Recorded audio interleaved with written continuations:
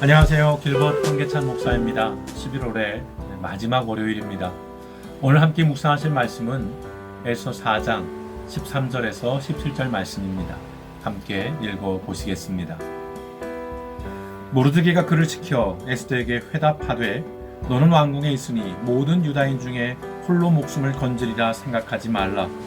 이때에 내가 만일 잠잠하여 말이 없으면 유다인은 다른 데로 말미암아 노임과 구원을 얻으려니와 너와 내 아버지 집은 멸망하리라.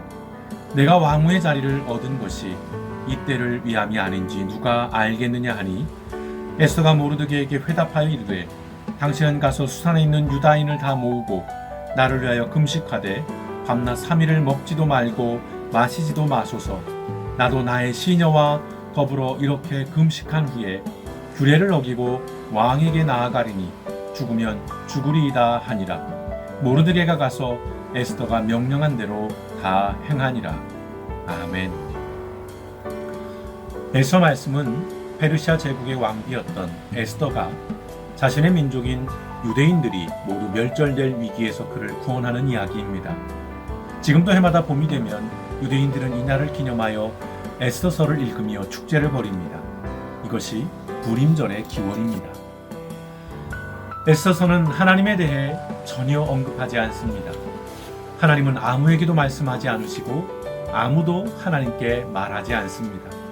어디에도 하나님이라는 단어가 나오지 않습니다.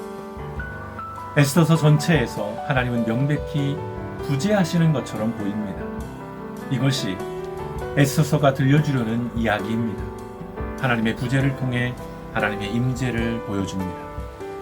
하나님이 함께 하시지 않는 것처럼 보이는 때에도 하나님은 여전히 그곳에 계시며 하나님께서 침묵하시고 일하시지 않으시는 것 같은 때에도 하나님은 끊임없이 말씀하시고 일하고 계심을 보여줍니다. 전혀 종교적이지 않은 이야기지만 그 어떤 성경의 이야기보다 하나님의 주권과 섭리를 명백하게 들려주는 이야기입니다.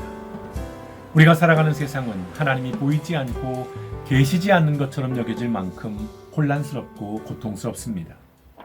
그러나 오늘 에스더서는 우리에게 이렇게 말씀합니다. 하나님은 지금도 이 세상과 우리의 삶 속에서 그분의 섭리를 따라 일하고 계시며 하나님께서 품으신 계획들은 그분의 온전한 때에 모두 열매를 맺게 될 것입니다. 이제 우리가 해야 할 일은 이것입니다. 결코 좌절하거나 희망을 포기하지 않는 것입니다. 보이지 않는다고 없는 것이 아닙니다. 말하지 않는다고 알지 못하는 것이 아닙니다. 하나님은 지금도 우리와 함께 하십니다.